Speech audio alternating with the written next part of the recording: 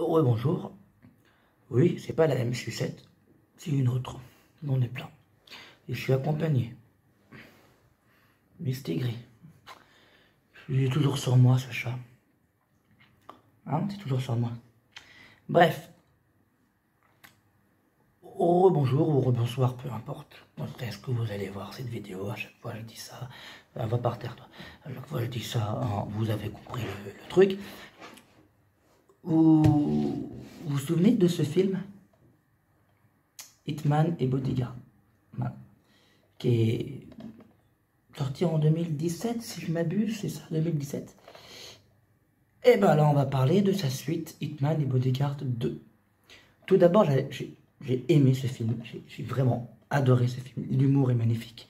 Et je trouve que ça marche. J'ai beaucoup de choses à dire sur sa suite, justement. Parce que, je vais en parler, j'ai beaucoup aimé Hitman et Bodyguard 2. Mais il est loin d'être aussi mieux que celui-là. Mais alors vraiment loin. L'histoire de Hitman et Bodyguard 2, c'est qu'ils ont voulu, à mon avis, faire mieux que le premier Hitman et Bodyguard. Ils ont voulu aller plus loin, aller plus... Mais tu ressens quand même qu'il y a quelque chose qui ne va pas. Alors, le film reste bien. Tu t'amuses du début jusqu'à la fin. L'humour est bon. Mais, voilà. Il y a des choses qu'il faut repasser un peu avant de... Enfin, faut quand même dire qu'il y a des choses qui sont mauvaises dans le film. Le film n'est pas une purge, hein. J'ai bien aimé. Et je pense que je vais l'acheter comme celui-là. Hein, je vais l'acheter, je l'aurai, j'aurai les deux. S'il y a un troisième, je l'attends. Le deuxième est pas mauvais, mais il est quand même en dessous de celui-là. Je tiens à le préciser, il est en dessous de celui-là. Celui-là qui est parfait, d'ailleurs. Si vous n'avez pas vu ce film-là, allez le voir, il est parfait. Et le 2, quels sont les problèmes du 2? Tout d'abord, le film porte, dans le deuxième Hitman et Bodyguard, c'est avec Ryan Reynolds et Samuel Jackson, toujours, hein, c'est les deux mêmes personnages. Salma Hayek, on voit aussi dans le premier. On n'a pas beaucoup dans le premier, mais cela dit, on la voit quand même. Antonio Banderas et Morgan putain de Freeman. Morgan putain de Freeman, oui, je dis putain de Freeman parce que pour moi c'est un acteur d'exception. Et je pense qu'il est dans mon top 5 des acteurs préférés. C'est aussi simple que ça. Et avoir vu Morgan Freeman dans ce film-là, ça m'a pas déplu. Mais ça ne m'a pas plu non plus. Parce que je suis désolé, mais Morgan Freeman, j'ai senti qu'il était pas à sa place. Très clairement. Pour moi, il n'était pas à sa place dans ce film-là. Mais ça m'a fait plaisir de le voir quand même. Voilà. On va pas se mentir, j'adore Morgan Freeman. Tu adores Morgan Freeman. On adore tous Morgan Freeman. Mais dans ce film-là, pour moi, il n'était pas à sa place. Pour moi, le défaut du film, c'est quoi? Et je suis désolé de dire ça, je me déteste de me dire ça, mais le défaut du film, c'est Salma Hayek. Voilà, le défaut du Hitman et Bodyguard 2, c'est Salma Hayek.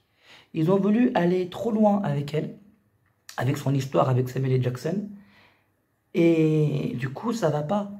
Parce que du début à la fin, Salma Hayek ne parle que de cul dans le film.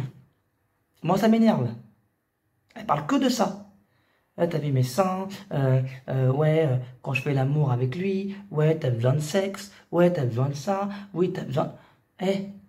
Oh, arrête.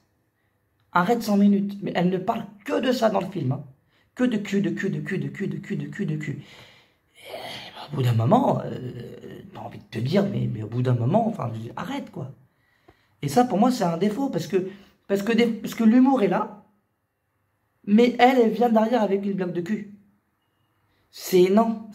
T'as cassé le truc, là. Arrête. T'as cassé le truc. Et ce qui marchait dans le premier, j'ai l'impression que ça marche pas dans le deuxième. En fait. Et encore une fois, c'est sans critiquer le film, parce que, encore une fois, j'ai beaucoup à dire sur ce film-là, et j'ai beaucoup aimé le film. Vraiment, j'ai beaucoup aimé le film, mais quand même, il n'en demeure pas moins vrai qu'il est moins bon que le premier. Par contre, l'humour entre Ryan Reynolds et Samuel Jackson, ça c'est un truc qui marche toujours. Ça, c'est un truc, ça marche toujours. C'est vraiment, voilà. Mais quand il y a de l'humour entre Samuel Jackson et Salma Hayek, et de l'humour entre Ryan Reynolds et Salma Hayek, ça ne marche pas. Et je pense que c'est ça dans le deuxième, en fait, qui va pas, c'est Salma Hayek. J'aime bien Salma Hayek, je l'aime beaucoup. Je dis juste que dans ce film-là, il y a c'est le problème. C'est le problème du film, c'est Salma Hayek. Ne peut pas... Ça marche pas. Ça marche pas avec les personnages. C'est avec les deux personnages, là, Salma Hayek, ça ne marche pas. Elle est là juste pour dire des choses qui n'ont parfois pas d'intérêt et aucun sens, selon moi en tout cas. Et du coup, elle est là, mais on s'en fout. On s'en fout. Scénario du film, c'est Ryan Reynolds, donc, qui est en totale dépression, parce qu'il n'est plus agent triple A, et il va voir une psy, et du coup, la psy lui demande d'aller en vacances, et d'oublier que ce n'est plus un agent triple A. Il est en dépression totale, et pendant ses vacances, il va tomber sur Salma Hayek, la femme de Samuel Jackson, dans le film en tout cas, et elle va lui dire que son mari s'est fait kidnapper. Et en gros, il va se faire enrôler dans cette mission de sauver son mari, ce qui va réussir, hein, il va réussir à sauver son mari. Et ensuite, ils vont faire une mission à 3 pour retrouver la personne supposée, enfin responsable des actes terroristes, tout ça, et tout, et tout, et tout, et tout. Et le film marche plutôt bien, hein, mine de rien. Il marche plutôt bien, l'humour est là, voilà, c'est juste, voilà, juste qu'il y a des choses qui devraient, normalement, être mieux faites, je pense. Et ouais, les blagues comme je l'ai déjà dit, les blagues de cul sans cesse de Salma Hayek, non. Ça, c'est dans le film, c'est quelque chose qui n'a pas sa place dans le film, et c'est un truc qui brise un peu le film. C'est-à-dire, en gros, t'es dans le film, t'es là, et hop, on te fait une blague comme ça, et ça te prend tout le film, et ça, c'est énervant. Il y a des fois des scènes que je comprends pas vraiment, mais encore une fois, l'humour et le duo en tout cas ce duo-là, Samuel L. Jackson et Ryan Reynolds marche très bien. Le duo marche très bien, et c'est ça qui sauve le film d'ailleurs, parce que le film est bien. C'est un film que j'aurais beaucoup de plaisir à voir une deuxième fois. Ça, il n'y a pas de souci. Mais faut faire attention de pas trop faire comment dire, faut pas trop, quand on fait une blague concernant le cul ou le sexe dans un film, faut le faire bien. Là, j'ai l'impression qu'ils le font trop, et c'est ça qui passe pas. Et des fois, je sors du film. Voilà, c'est tout ce que je dis. Par contre, oui, le truc, c'est que euh, Samuel L. Jackson, et Ryan Reynolds, euh, j'avais lu dans une interview ou un truc comme ça qu'ils étaient contents de rejouer ensemble, ils étaient contents de reprendre les rôles. Et ça dans le film Hitman et Bodyguard 2, ça se voit vraiment. Genre vraiment, ça se voit vraiment que les deux là, ils ont aimé, reprendre leur rôle. Et je trouve ça bien, je trouve ça même très très bien, que... Parce qu'en fait, les deux acteurs, ça se voit qu'ils s'aiment beaucoup. On va pas se mentir, ça se voit très clairement. Ils s'aiment beaucoup. Et ça se voit qu'ils sont là parce ils ont envie de faire leur taf, ils ont envie de jouer, ils ont envie de montrer quelque chose, ils ont envie de rire. Et ça se voit très clairement. C'est juste qu'il y a il y a des actes manqués dans ce film. Il y a des choses qui qui manque. Il y a des choses qui peuvent être là, mais qui n'y sont pas.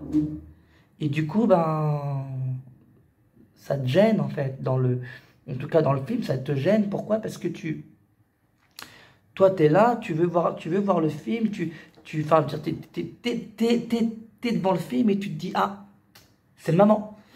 Allez-y, c'est le moment. Il n'y a pas le truc, mais il y a autre chose derrière. Alors, tu es là, tu dis, ouais, c'est bien, mais c'est pas ce que j'attendais. Et du coup, tu sors de la salle en ayant aimé le film, mais ce n'est pas ce que tu voulais. Et Hitman et Bodyguard 2, c'est ça. J'ai aimé le film, mais ce n'est pas du tout ce que je voulais de base.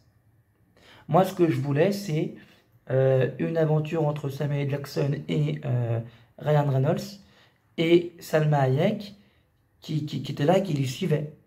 Mais là, non, j'ai l'impression que c'est ce qui se passe, hein, elle les suit, tout ça et tout, mais les blagues de cul, les allusions au cul, les allusions au sexe qu'elle fait, tout ça et tout, c'est de trop. C'est vraiment de trop. Ça n'a rien, enfin, en gros, ça n'a pas sa place dans le film. Voilà, c'est clair, c'est net. Ça n'a pas sa place dans le film. Je suis désolé, encore une fois, hein, ça n'a pas sa place dans un film comme ça, en tout cas au cinéma, ça n'a pas sa place. Et c'est dommage parce que, comme je viens de dire, enfin, c'est un bon divertissement, c'est un bon film. C'est un bon divertissement, c'est un bon film, mais il ne peut pas être aussi exceptionnel que le premier parce qu'il y a des choses qui ne vont pas. Voilà, donc j'espère vraiment que si... Déjà, je pars gagnant parce que j'espère qu'il y aura un troisième. Parce que j'adore cette série de films. Hitman et Bodyguard, là, le premier, je l'ai vraiment adoré. Voilà. Le deuxième, je l'ai aimé, mais sans plus. Mais j'espère qu'il y aura un troisième.